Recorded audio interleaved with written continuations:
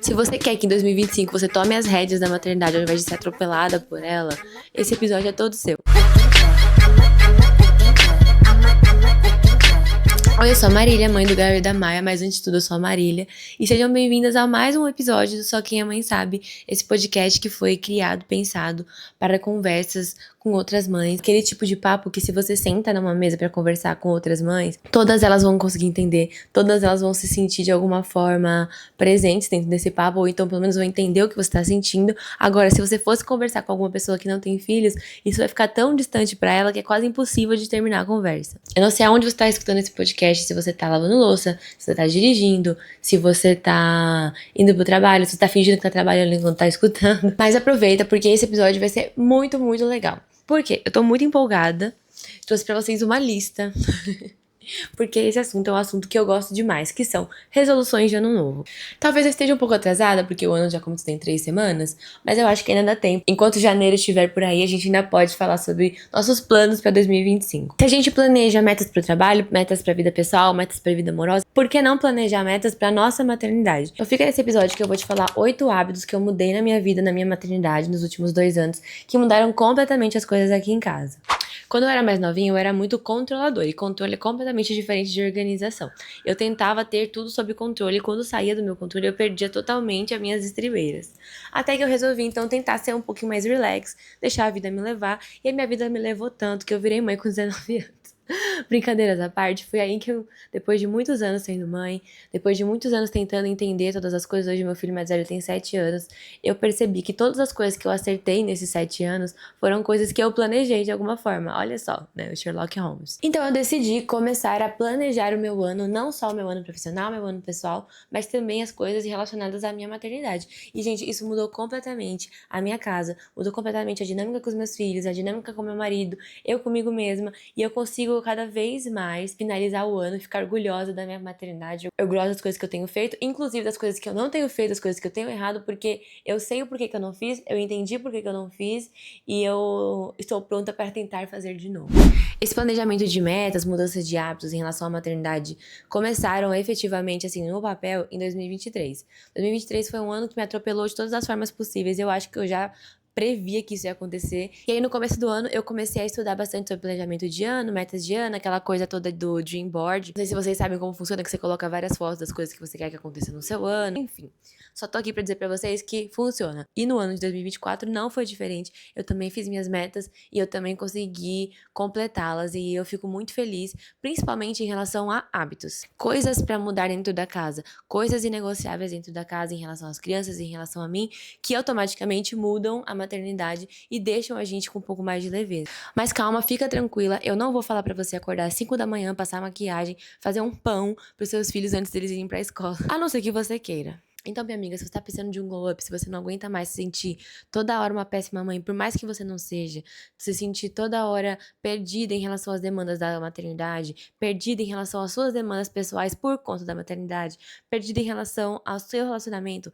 as coisas com a sua família, as crianças, se sentiu que você perdeu o controle total, então vamos lá que a gente vai começar com esses 8 passos. Eu tenho certeza que se você seguir eles, nem que seja pelo menos um deles, a sua maternidade já vai mudar completamente. Então vamos começar com o hábito 1, que é assim, um tema polêmico, mas a gente vai precisar falar sobre o elefante na sala, ou melhor, o elefante no sofá, o elefante na TV, que é diminuição de telas das crianças. Mas prestem atenção que eu disse diminuição de telas e não exclusão de telas completas, a não ser que seu filho seja um bebezinho muito pequeno. Bom, se você ainda não percebeu, a gente tá meio que vivendo quase que uma epidemia de vícios em telas. Não estou falando só das crianças, mas também dos adultos. O quanto a gente passa horas e horas rolando feed, se comparando com outras pessoas, passando horas dos nossos dias com o celular na mão. E estamos completamente viciados nessas coisas. Estamos cada vez mais depressivos, ansiosos, tudo por conta do celular. E se isso acontece com nós que somos adultos, imagina com as crianças que nem têm o cérebro bem desenvolvido para lidar com tudo isso. Para vocês terem noção, hoje 8 em cada 10 crianças passam mais tempo na frente das telas do que o recomendado pela OMS, que é de 1 a 2 horas por dia. Tá, Marília, mas qual que é o impacto de tudo isso? Bom, estudos mostram que isso pode afetar o desenvolvimento da criança, problemas de atenção, problemas de comportamento, problemas com o sono e por aí vamos. Então, assim, gente, isso é uma coisa realmente muito séria. E eu já passei por isso, já passei por um excesso de telas absurdo aqui dentro da minha casa. O meu filho mais velho já chegou a ficar 9 horas na frente da televisão. Hoje a gente conseguiu fazer com que ele fique 30 minutos, 1 hora. No máximo de domingo ele fica 2 horas, porque aí também eu deixo ele assistir desenho cedo, porque eu quero ficar na cama até mais tarde. Mas assim, nossa relação com as telas hoje mudou completamente a nossa família, o comportamento dele, ele na escola, ele em questões sociais. E como eu tive que estudar muito sobre esse processo, eu criei um método meio simplificado, super adaptável a qualquer realidade. Então assim, se você tá passando por esse processo de um filho que tá com um excesso de tela muito grande, dá uma clicada lá no link da bio. Não pense quando a gente fala sobre redução de tela que você vai ter que ter mais um trabalho que é entreter teu filho dentro de casa. Muito pelo contrário, a gente vai ter uma criança mais ativa, mais conectada com a família e que pode também fazer parte do dia a dia, te ajudar a lavar roupa, te ajudar a limpar a casa, te ajudar a jogar o lixo, independente da idade que ela tiver. Isso também é uma coisa que eu acabo escrevendo lá e falo pra vocês. E, gente, só benefício que vocês vão colher disso. Sono melhor, relação melhor, menos estresse, vai ser tudo um pouco mais tranquilo. E já aproveita também e faz um detox seu de rede social pra você parar de ficar se comparando com a blogueira que divulga que Tigrinho tem 1 milhão de filhos e dá conta de tudo, porque isso não tá sendo saudável pra você. Isso a gente já conversou no primeiro episódio. Segundo hábito, que é óbvio, mas muitas vezes o óbvio precisa sim ser dito, porque por mais que a gente veja uma coisa várias vezes, é sempre importante reforçar, principalmente para quem ainda não conseguiu encontrar esse caminho, que é rotina. Eu não sei quem foi que achou que quando a gente fala para alguém ter uma rotina, a gente tá querendo dizer para que ela tenha a rotina de alguém, a rotina de alguém que está específico, a rotina da blogueira do celular. Não é isso que é rotina. Eu vou até trazer para vocês o significado do dicionário. Hábito de fazer algo sempre do mesmo modo, mecanicamente. Caminho utilizado normalmente. Itinerário habitual. Ou seja, gente, rotina nada mais é do que você fazer a mesma coisa todos os dias. E por que que isso é tão importante quando a gente tem uma criança? Porque a criança gosta de previsibilidade. Tudo que sai daquilo que ela tá esperando estressa ela de uma forma que vira birra, choros intermináveis, discussões, falta de sono. Tudo isso atrapalha completamente a criança porque ela fica extremamente perdida. Ela não sabe o que tá acontecendo. Então, sabe quando a gente tá naqueles dias tristes que a gente quer assistir aquele filme mais óbvio do mundo? Aquele filme de comédia romântica que você quer sentar e só ter certeza que vai dar tudo certo no final? Pois bem, a criança precisa disso todos os dias. E pra isso você precisa ter uma rotina. Se sua rotina vai ser acordar 10 horas da manhã e dar um miojo pra ele, só que você fizer isso todos os dias, pelo menos na grande maior parte das vezes, tudo bem, essa é uma escolha sua. Mas agora existe ter uma rotina ou ter uma rotina saudável. E aí, óbvio, né, que a gente vai escolher ter uma rotina saudável. Então você vai encontrar dentro do seu dia a dia, dentro das suas coisas, de como funciona a tua família, qual que vai ser a melhor coisa em relação à rotina. E aí aqui eu tenho uma dica pra vocês. Dica de mãe, assim, tipo aquelas que vocês vão guardar pra sempre na vida de vocês. Tente adaptar a rotina das crianças a como você funciona fisiologicamente, psicologicamente, para que isso também seja proveitoso para você. Exemplo, eu sou uma pessoa que funciona muito bem de manhã. Depois das 6 da tarde, eu sou uma completa ameba. Então, o que eu fiz aqui em casa? As crianças dormem muito cedo desde sempre. A Maia, que tem 2 anos, hoje ela tá dormindo entre 6h30 e 7 horas. E o Gael, que tem 7, dorme às 8. Mas eles acordam muito cedo desde sempre. Seja domingo, seja feriado, o dia que for. Acordam sozinhos, né? Porque eles já acostumaram com essa rotina. Então, 5h30, 6 horas da manhã, eles estão acordados. Mas isso foi uma escolha que eu fiz. Por quê, gente? Eu prefiro muito mais lidar com eles de manhã, porque eu vou estar com um pouco mais de energia e tudo mais, e ter a parte da noite mais tranquila, porque assim, gente, não tem preço você ter a casa em silêncio absoluto depois das 8 da noite e poder fazer o que você quiser, inclusive nada. Então, pra mim, é maravilhoso poder fazer isso, porque eu sou uma pessoa que não funciona de noite. Então, assim, entenda o que funciona pra você. Ah, putz, Marília, não gosta de acordar cedo de jeito nenhum. Beleza, então bota as crianças pra dormir mais tarde, né? Se organiza sua rotina do que vai ser melhor pra você. Mas não deixe de ter rotina. E o que precisa ter nessa sua rotina organizada? Hora de dormir e acordar, hora das refeições, hora da atividade, hora do banho, né, que também é muito importante, e uma hora de conexão entre vocês. Tenta encontrar horário para essas 5 coisas. Para vocês terem uma noção quanto isso é importante, os pediatras falam que crianças que têm essa rotina de sono, de refeição e de atividade têm uma menor propensão de desenvolver transtornos de ansiedade, transtornos de déficit de atenção. Então, assim, a gente já tá falando de telas que vai reduzir isso e já tá falando de rotina. Então, cara, você ter uma criança calma dentro de casa, dentro do possível, porque eles ainda são crianças e têm muita energia, não tem preço. Pra mim, de verdade, a melhor coisa da rotina é eu saber quando eu saio dela. E eu saber que as crianças estão estressadas porque eu saí dessa rotina. Você entendeu? Tô promovendo caos, mas eu sei que esse caos tá acontecendo por um motivo. Porque a pior coisa é quando a criança começa a chorar e você não tem ideia porque ela tá chorando. Agora, quando é final de semana, Aí a gente tá saindo, tá fazendo alguma coisa, e a Maia começa a chorar, que é a mais nova. E eu fico pensando, tá, beleza, deixa eu ver que oração. Ah, não, ela tá chorando porque ela tá com fome. E aí eu consigo lidar com todo aquele processo dela de choro, de coisas, de uma forma muito mais tranquila, porque eu sei o que que tá acontecendo.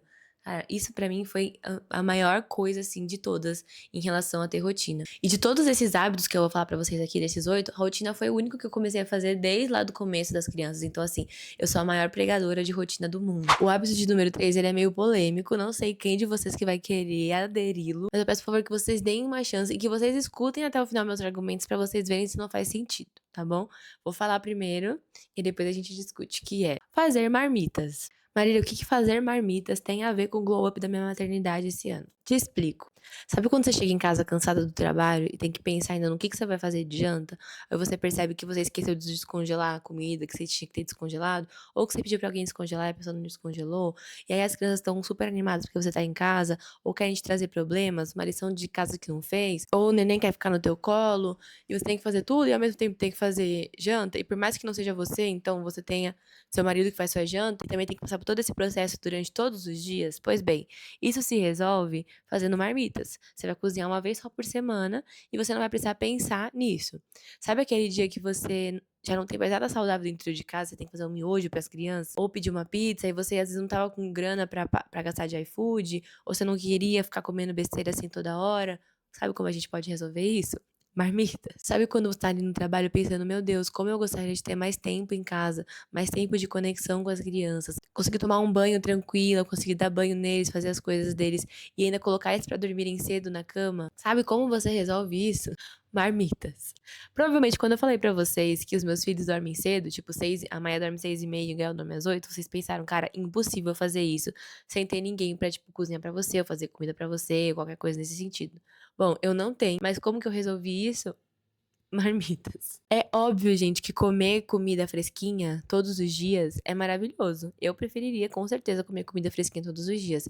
Mas eu escolhi ter mais tempo com as crianças, gastar menos dinheiro, comer mais saudável e ter uma rotina mais prática também e menos cansativa. É dar espaço pra tua cabeça pra você se preocupar com aquilo que realmente precisa de preocupação. Sabe, tipo, às vezes alguma lição de casa das crianças, algum atrito que teve durante o dia, ou até o seu momento de descanso, ou absorver alguma coisa que aconteceu no seu trabalho e deixar com que a praticidade e a organização te ajudem nesse processo. É só chegar em casa, descongelar, colocar as coisas no micro-ondas, vai dar banho nas crianças, vai tomar um banho. Quando você voltar, vocês só vão sentar para comer juntos. Claro que exige todo um estudo para você saber o que que é congelável, o que que não é, o que que dá certo, o que que não dá, o que que vocês gostam mais de comer, o que não. Vai ter que pensar de vez em quando, dar uma diferenciada para não enjoar. Normal. Tem um monte de conteúdo na internet, mas se vocês quiserem, eu posso compartilhar com vocês toda vez que eu fizer marmita lá nas minhas redes sociais, então já me segue pra vocês não perderem. Eu congelo a comida das crianças desde a introdução alimentar. Quando o Gael tinha 5 meses, eu já tava super preocupada em como ia ser a introdução alimentar dele, porque eu tinha muito medo dele não comer bem, etc. Então eu fui fazer um curso de uma nutricionista pra aprender como congelar, como fazer introdução alimentar. E foi maravilhoso pra mim. O que que eu fazia? Eu comprava forminha de silicone de gelo e aí eu congelava a comida dele, por exemplo. O arroz, aí eu colocava nas forminhas de gelo, congelava, depois eu destacava, ficava os quadradinhos de arroz e separava num ziplock. Então tinha o ziplock de arroz, o ziplock de feijão, o ziplock de carninha, o ziplock de, sei lá, algum legumes. Normalmente legumes é uma coisa que eu não gosto tanto de congelar. Às vezes eu prefiro deixar feito e fazer a cada 2, 3 dias, mas que é uma coisa um pouco mais prática de fazer. E ele sempre tinha comida fresquinha.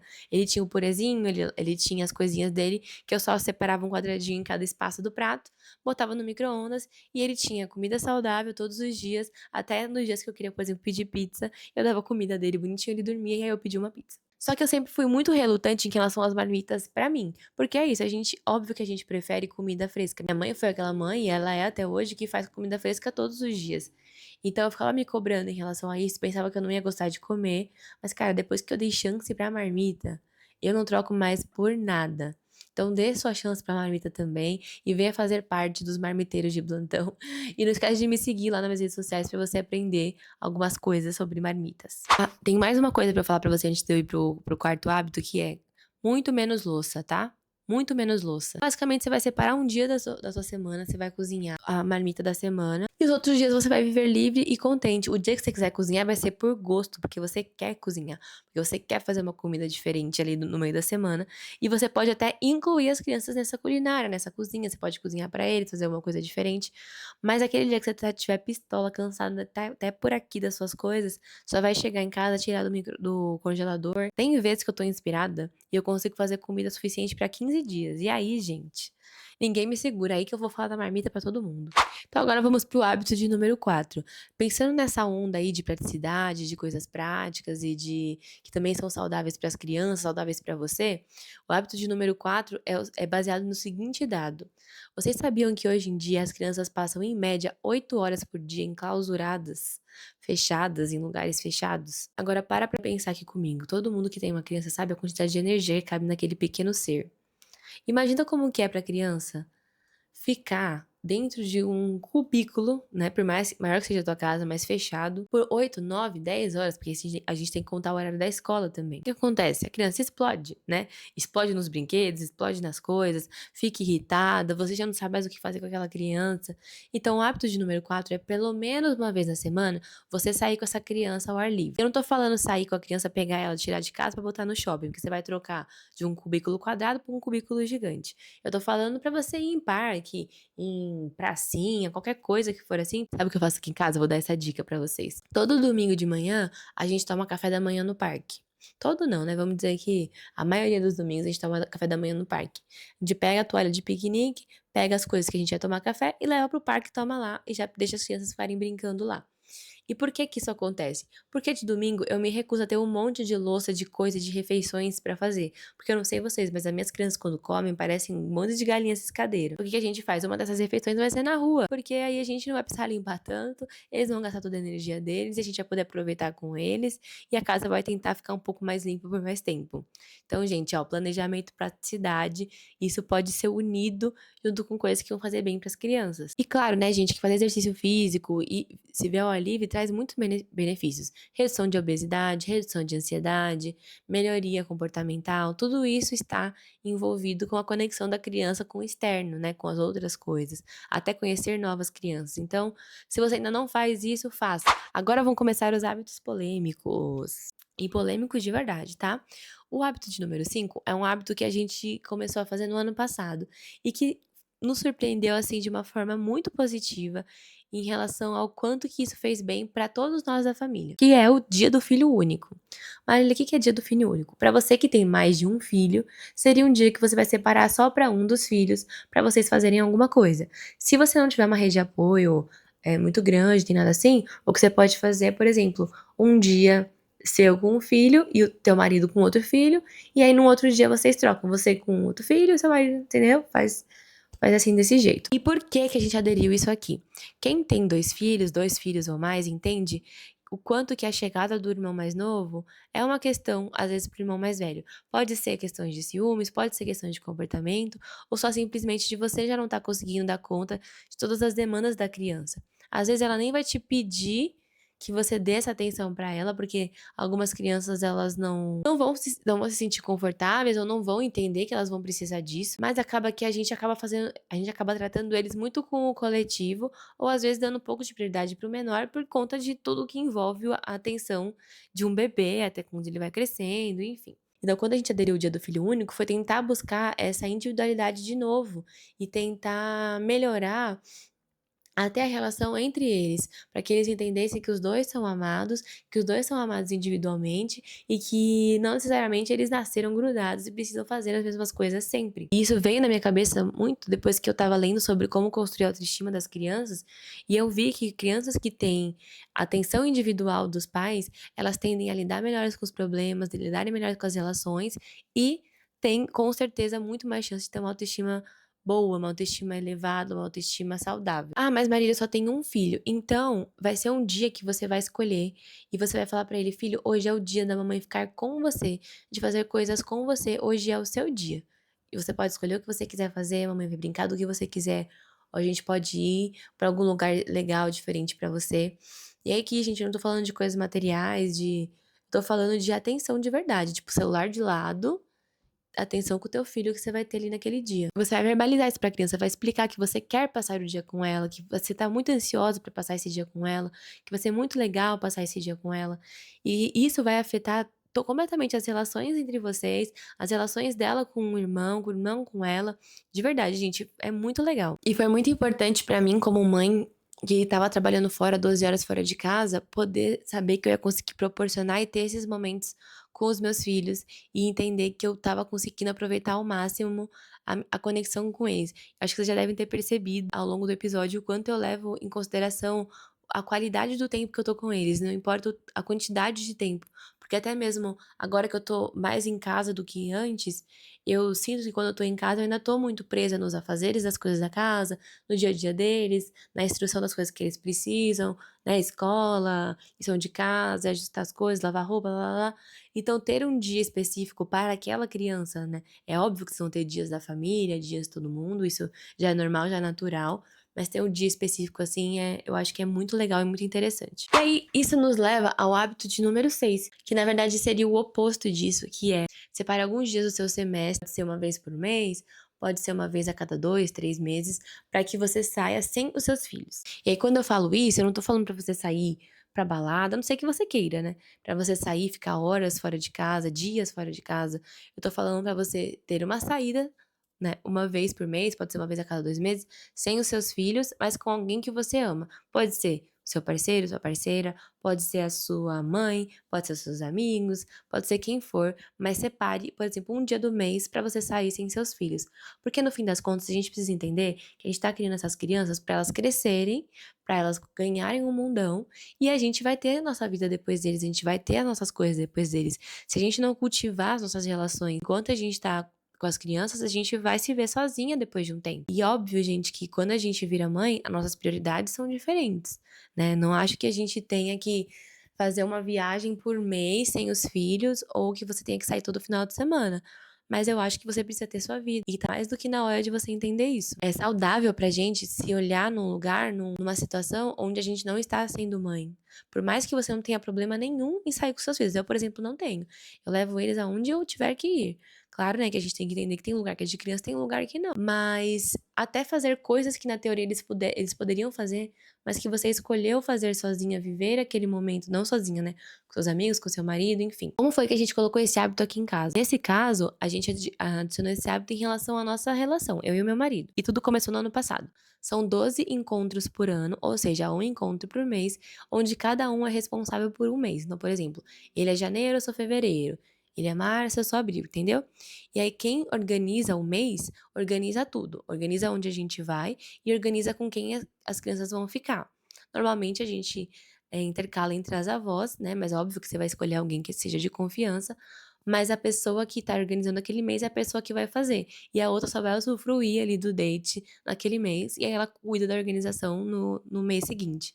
E, gente, isso foi tão legal e tão importante pra nossa relação que a gente até estendeu pra esse ano e a gente vai estender pro resto da vida. Porque só quem é casado e tem filhos sabe o quanto as coisas são difíceis, o quanto é difícil a gente manter a relação com as questões das crianças, né? Existem inúmeros estudos que mostram quanto casais que têm tempo de qualidade tendem a ter muito menos chance de divórcio, têm relacionamento muito mais saudáveis, bem-sucedidos, né? Se é que a gente pode dar esse nome. Por quê? Porque é muito comum, depois que a gente vira mãe, o relacionamento com outras pessoas entrar em segundo plano. Muitas vezes nem nenhum plano, você não tem nenhum plano pra aquela relação, porque você tá muito afogado nas coisas da sua vida, da sua família, enfim. Então, ter esse tipo de pausa é muito importante. E aí, óbvio que você vai olhar para o momento que você tá. Tipo, você tem um bebezinho pequeno, menor de 1 ano, talvez você não vá conseguir fazer esse movimento dessa forma, né? Apesar de dar pra você se organizar pra que seja uma hora de almoço com seu marido. Mas se você não se sentir confortável, poxa, é muito pequenininho, pode ser um jantar especial em casa, entendeu? Criar um momento de vocês. Não importa onde você vai fazer, como você vai fazer, mas faça. Separe esse tempo. E pense que se você tem uma rede de apoio legal, que você confia, você vai estar proporcionando também a eles que eles tenham esses momentos individuais com seus filhos, que eles tenham essas memórias com seus filhos. Então, por exemplo, os avós. Eles vão estar criando memórias com os netos, fazendo as coisas deles, criando a conexão entre eles. Então, além de você estar fazendo um benefício para você está fazendo um benefício para a criança, um benefício para os seus pais, para enfim, quem quer que te ajude aí. Tirando um pouco dessa sobrecarga que é ser cuidador o tempo inteiro, né? É muito importante que a gente se sinta pertencente a outros grupos, além só da nossa família ou além só do nosso filho, nossos filhos. O nosso hábito de número 7 também é um pouco polêmico, mas vai chegando nessa linha aqui, que é: curta os seus momentos e se permita e peça para que você fique sozinha. Aí, de novo, você vai escolher a frequência do ano, frequência do tempo que você quer fazer isso, mas passe tempo sozinha. Sem seu marido, sem seus filhos, sem seus amigos, sem sua família. Só você, a paz do Senhor, fazendo alguma coisa que você goste. Então, sai de casa, vai num café, vai assistir um filme, vai dar uma volta em algum lugar que você queria, que você não tem ninguém para ir com você, vai sozinha. Ou então, vai pra academia, vai fazer uma aula diferente que você queria fazer. Qualquer coisa, mas curta o seu momento sozinha. Quando a gente é mãe, a gente passa tanto tempo pensando nos outros, pensando nas crianças, pensando na nossa relação, pensando nas nossas relações com nossos pais, no nosso trabalho ou nas coisas da casa, que a gente não tem tempo para pensar na gente. A gente não tem tempo para curtir nossa própria companhia. Então faça isso. Curta a sua companhia. Até descurta a sua companhia, né? Porque às vezes a gente fica na nossa cabeça assim: meu Deus do céu, que pessoa insuportável que vive dentro da minha cabeça. Mas curta isso, entenda quem você é. Porque ter esses momentos de pausa, gente, faz muita diferença no dia a dia da casa. Se a gente não tá bem, se a gente não tá centrada, se a gente não tá organizada, a gente não consegue passar isso pros nossos filhos. E a gente tem filhos que não estão centrados, que não estão organizados, que se sentem perdidos, porque a gente também tá. E eu digo a gente e quem mais tá cuidando da criança com a gente, tá? Só que aqui, no caso, tô falando com você que tá vendo esse vídeo. E nos finalmente, nós vamos chegar no nosso hábito de número 8, que nada mais é do que separe uma vez no dia para você fazer alguma coisa para você. E aí vai depender do momento que você tá. Se você é mãe de um recém-nascido, provavelmente vai ser tomar um banho, lavar o cabelo, um banho mais devagarzinho, passar uma hidratação. E assim vai evoluindo. Conforme a criança for crescendo, você vai conseguindo se dar ao luxo de mais coisas, né? Então, descubra um hobby novo, faça alguma coisa que você quer. Ah, mas eu não consigo sair, eu não consigo fazer alguma outra coisa. Faça um hobby que dê pra você fazer dentro de casa. Sei lá, vai aprender a fazer crochê, vai tocar um instrumento, vai, sei lá o que você vai fazer. Vai sentar e ler um livro, vai fazer skincare, não sei, mas faça, faça por você, porque a gente precisa se lembrar o tempo inteiro que a gente ainda tá no comando, né, que a gente ainda precisa se cuidar, que se a gente não se cuidar, ninguém vai vir salvar a gente, ninguém vai vir cuidar da gente pra gente. Né, para que a gente cuide dos outros, a gente precisa cuidar da gente. Então fique sozinha e se cuide, tá? É muito importante. Então, recapitulando os seus novos hábitos pro seu glow up da maternidade esse ano. Número 1, redução de telas para você e pro teu filho. Nem vem com essa não. Vamos diminuir um pouco, vamos parar de se comparar, vamos olhar pra vida, vamos olhar pra fora, vamos deixar essa criança olhar pra fora também, deixar essa criança fazer parte das coisas da casa. Número 2, rotina, né? Não a rotina da blogueira que acorda às 5 da manhã, a sua rotina. Encontre a sua rotina. Número 3, marmitas. Por favor, dê chance para as marmitas. Eu prometo que vai dar tudo certo. Número 4, sair ao ar livre. Solte seus gremlins, deixe eles correrem. Deixem gastar energia que eles vão dormir, que é uma beleza depois, eu te prometo. Número 5, dia do filho único. Importante, hein? Dá uma chance para esse aí também, eu tenho certeza que vai te surpreender. Número 6, sair algumas vezes por ano com pessoas que não sejam seus filhos. Seu marido, seus amigos, sua mãe. A gente precisa de relacionamentos de baixa manutenção quando a gente é mãe, mas ainda tem que ter um mínimo de manutenção, né? Número 7, curta a sua companhia sozinha. Sozinha, só você e você mesma. Escute tuas vozes da cabeça, escute o que você tá pensando, escreva, vai fazer uma coisa que você quer. E número 8, faça alguma coisa pra você todos os dias, pra que você não se sinta tão sozinha, tão desamparada, tão descuidada, tão diferente de quem você é. A gente une com o episódio anterior, né, que a gente conversou. Então, minhas amigas, me contem nos comentários, ou aqui do Spotify, ou no comentário aqui do YouTube, ou lá nas minhas redes sociais, pode ser por mensagem, eu vou adorar conversar com vocês. Me contem se vocês já fazem algum desses hábitos, se vocês começaram a fazer esses hábitos e como é que estão. Me marquem, então minhas redes sociais são todas aqui embaixo. Então, se vocês fizerem alguma coisa legal, me marquem, contem pra mim, eu vou adorar saber. E manda esse episódio pra aquela tua amiga que tá precisando escutar, pra aquela mãe que tá precisando passar por isso, que precisa desse glow up de 2025, que vai fazer o glow up junto com você. Então manda no grupo da família, no grupo do condomínio, no grupo de mães de desapego, aonde teu coração tocar, você manda. E eu vejo vocês no próximo episódio. Um beijo, tchau!